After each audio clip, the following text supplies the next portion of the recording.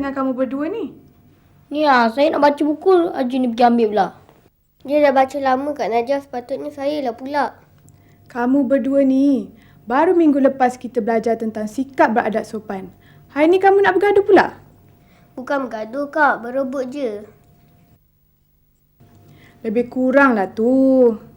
Baik, mulai sekarang kakak akan tetapkan 3 syarat untuk kamu bertiga kalau kamu bertiga nak datang ke kelab generasi gemilang ni. Apa syarat-syaratnya tu Kak Nadia? Pertama, kamu tidak boleh bergaduh. Kedua, kamu kena berbaik-baik. Dan yang ketiga, bila bermain hanya ikut arahan daripada Kak Nadia saja. Setuju? Bolehlah Kak Nadia. Oleh kerana kamu dah setuju, Kak Nadia nak tanya satu perkara yang berkaitan dengan perkara yang terjadi kepada kamu tadi. Apa dia Kak Nadia? Kak Nadia nak tahu, apakah peraturan yang mesti kita patuhi setiap hari? Tak kiralah kita duduk ke, kita ke sekolah ke, kita ke rumah kawan ke, apa sajalah kita mesti buat ikut peraturan ni. Entah, tak pernah pula saya dengar macam tu. Yelah, saya pun tak pernah dengar. Peraturan apa tu? Tengok. Baru minggu lepas, Irene sampai tersalah sebut. Rukun negara kah Kak Nadia? Peraturan tu dikenali sebagai rukun negara. Rukun ni sebenarnya apa Kak? Aturan. Dalam perkara rukun negara, ia adalah rukun yang perlu kita ikuti setiap saat. Setiap saat? Macam mana nak ikutnya Kak Nadia? Macam mana nak ikut? Macam ni. Contohnya, rukun negara yang pertama ialah kepercayaan kepada Tuhan. Apa akan jadi sekiranya kita tidak percaya kepada Tuhan? Kita tidak akan ada agama. Jadi, kita tidak akan ada pedoman hidup. Yang kedua? Kesetiaan pada raja dan negara. Apa akan jadi sekiranya rakyat tidak setia kepada raja dan negara?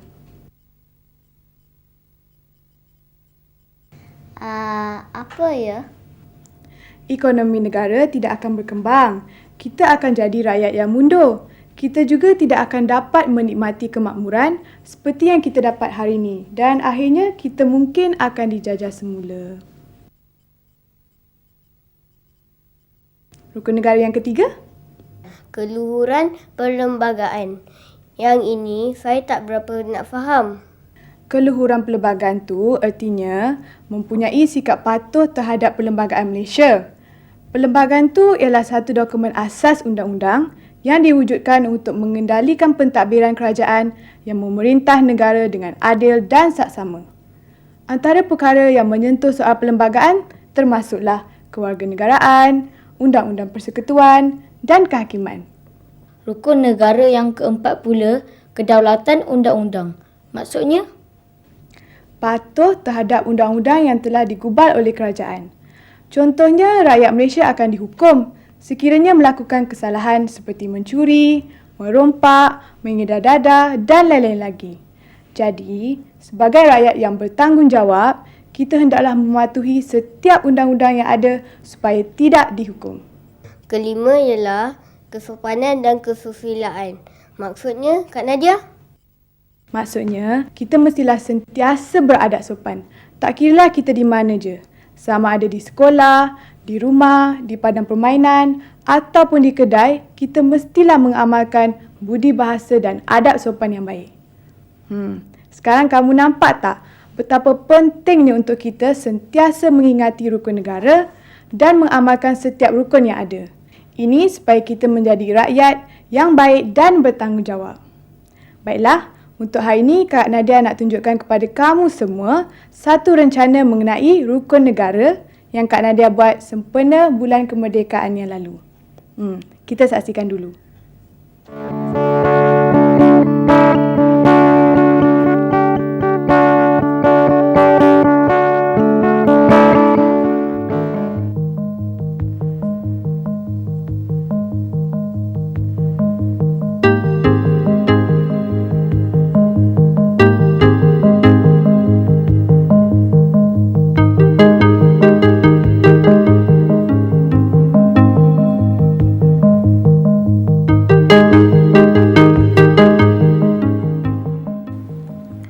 Rukun negara diisytiharkan pada Hari Kemerdekaan yang ke-13 dalam tahun 1970.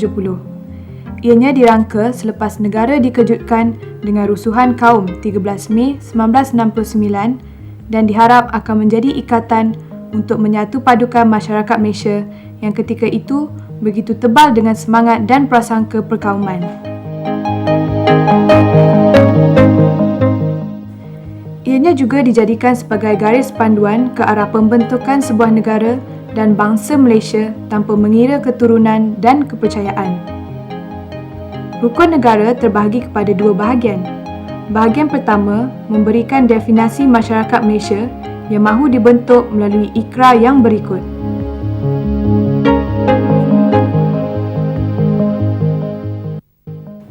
Bahawasanya, negara kita Malaysia mendukung cita-cita mencapai perpaduan yang erat di kalangan seluruh masyarakatnya, memelihara satu cara hidup yang demokratik, mencipta satu masyarakat yang adil di mana kemakmuran negara akan dinikmati bersama secara adil dan saksama, menjamin satu cara yang liberal terhadap tradisi-tradisi kebudayaannya yang kaya dan berbagai corak serta membina satu masyarakat yang progresif yang akan menggunakan sains dan teknologi moden.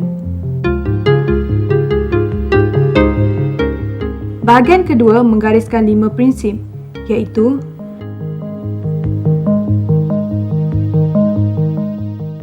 pertama, kepercayaan kepada Tuhan.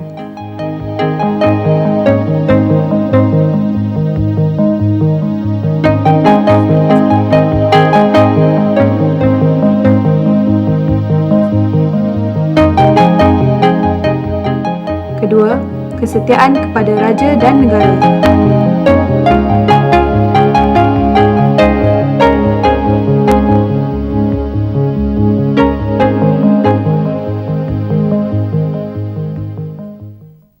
Ketiga, keluhuran perlembagaan.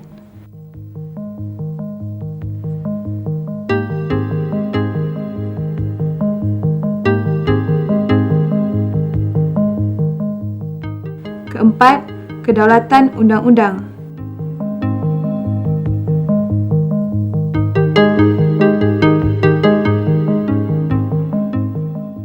Dan kelima, kesopanan dan kesusilaan.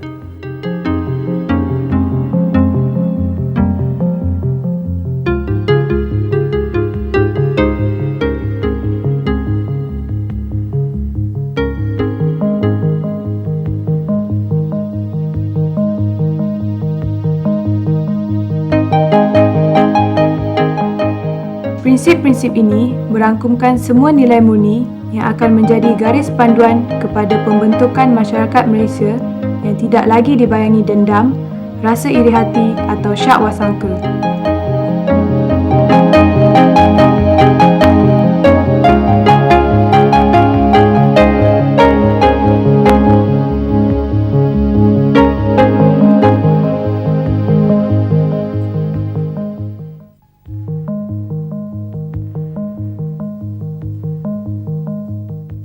Objektif utama rukun negara, pertama, menyatu padukan rakyat kerana ketika zaman penjajahan dahulu, mereka berpecah belah di bawah dasar pecah dan perintah British.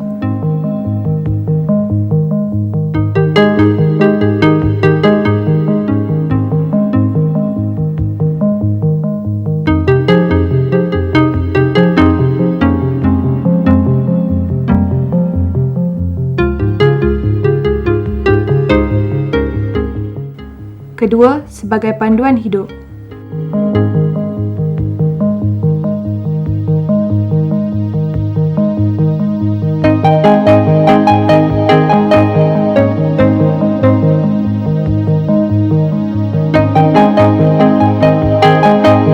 Ketiga, supaya pembangunan negara dapat dijalankan dengan lebih pesat untuk membina suatu masyarakat yang progresif.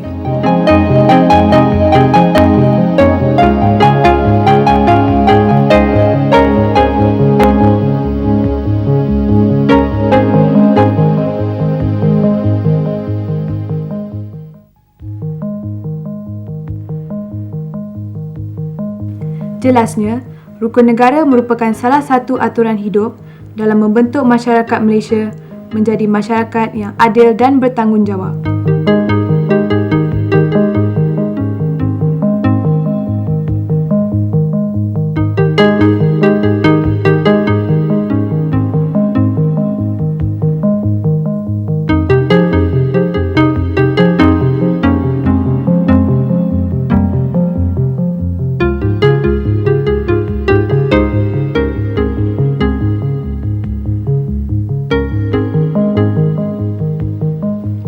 Rukun negara juga amat perlu dalam membina perpaduan dan muhibah di kalangan rakyat Malaysia yang berbilang kaum supaya dapat hidup dalam aman dan harmoni.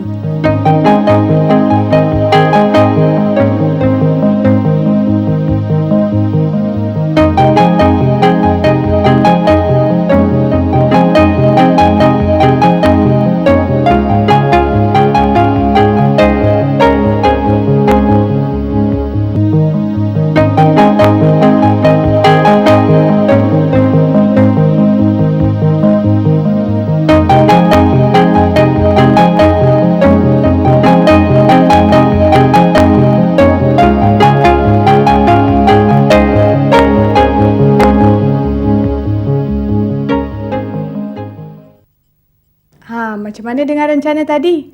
Sekarang kamu semua dah faham kenapa pentingnya rukun negara? Betul tu Kak Nadia. Sekarang baru saya faham tentang rukun negara ni. Sebenarnya adik-adik, rukun negara ni bukan sekadar tulisan yang hanya dibaca saja, tapi sebenarnya prinsip hidup untuk menjadikan kita seorang rakyat yang adil dan bertanggungjawab.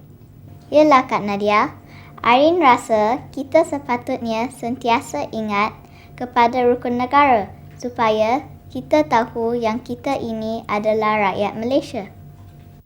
Rakyat Malaysia yang sentiasa berpegang kepada peraturan dan undang-undang. Sekiranya kita mendalami maksud setiap rukun negara, kita sebenarnya boleh menjadi contoh kepada bangsa lain dari bermacam-macam sudut. Contohnya Kak Nadia? Contohnya dari sudut moral dan tingkah laku. Kita adalah rakyat yang sentiasa percaya adanya Tuhan. Ini akan menjadikan kita sebagai individu yang sentiasa berpegang kepada ajaran-ajaran yang baik dan meninggalkan perkara-perkara yang buruk. Nampak tak? Yelah Kak Nadia, itu baru rukun negara yang pertama. Kalau kita sentiasa berpegang kepada kelima-lima rukun negara tu, mesti kita ni jadi rakyat yang bertanggungjawab kan? Betul, pandai pun adik kakak.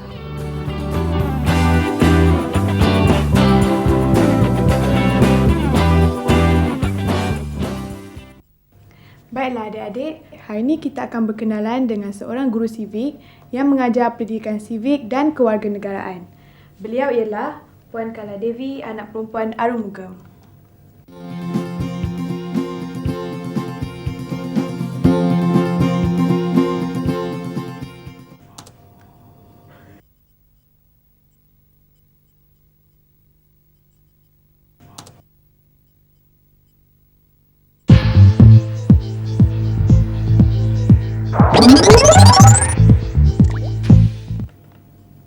Puan, apa khabar? Selamat sejahtera. Adik-adik semua, apa khabar? Khabar baik. Kami di sini ingin bertanyakan Puan mengenai kepentingan rukun negara dan bagaimana rukun negara membantu masyarakat majmuk di Malaysia untuk bersatu padu. Boleh. Apakah soalan yang ingin ditanya? Soalan saya begini, apakah makna rukun negara dan kenapa ianya penting? Rukun negara merupakan satu prinsip hidup yang digagaskan pada awal tahun 1970-an untuk menanam semangat perpaduan antara rakyat di negara ini. Adik-adik, pada 16 Mei 1969 telah berlaku satu peristiwa rusuhan kaum yang mencemari semangat setia kawan antara rakyat di negara ini. Ketika peristiwa hitam ini, rakyat pelbagai kaum di negara ini menunjukkan sikap perkauman yang dikhawatiri akan menjejaskan perpaduan rakyat serta kemajuan negara. Berikutan itu, para pemimpin negara merasakan perlunya satu rukun hidup yang dikongsi bersama oleh semua rakyat. Tujuannya ialah agar setiap individu yang menjadi warga Malaysia akan berikrar untuk hidup bersatu padu berteraskan 5 prinsip dalam rukun negara. 5 prinsip itu ialah kepercayaan kepada Tuhan, kesetiaan kepada raja dan negara, keluhuran perlembagaan, kedaulatan undang-undang dan kesopanan dan kesusilaan. Kelima-lima prinsip ini digariskan supaya merangkumi semua aspek kehidupan rakyat agar tidak lagi berlaku perpecahan dan syakwasangka di kalangan rakyat. Rukun negara diperkenalkan kepada semua rakyat dari peringkat sekolah rendah lagi. Sudah tentu adik-adik juga berikrar akan mematuhi prinsip rukun negara semasa perhimpunan sekolah. Bukankah begitu? Puan, apakah kesan rukun negara terhadap pembangunan negara? Sejak diperkenalkan pada awal tahun 1970-an, rukun negara secara langsung dan secara tidak langsung berjaya menyatupadukan rakyat pelbagai kaum di negara ini. Apabila rakyat mulai bersatu padu, maka mereka akan menumpukan sepenuh perhatian kepada usaha memajukan diri, masyarakat dan seterusnya negara. Rakyat berpegang teguh kepada prinsip rukun negara dan mengamalkannya setiap masa.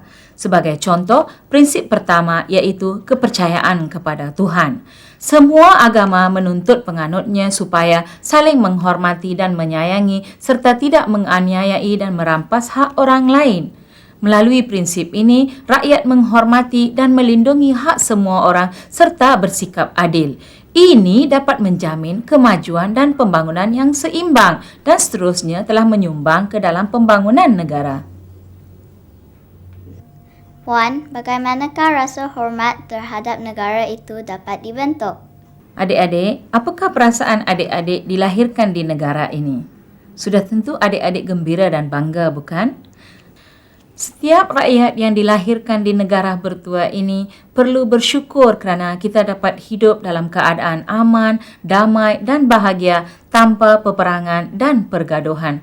Sama seperti kita menghormati ibu kita, kita juga perlu menunjukkan rasa hormat kepada ibu pertiwi kita ini, iaitu negara Malaysia.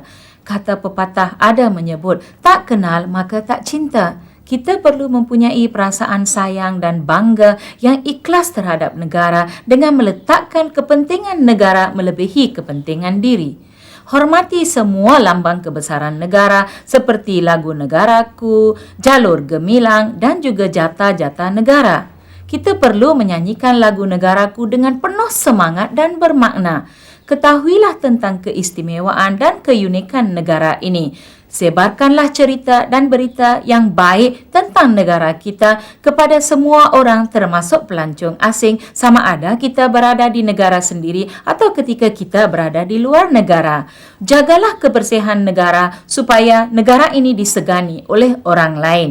Sentiasa berbudi pekerti mulia dan beradab sopan apabila berkomunikasi dengan semua orang.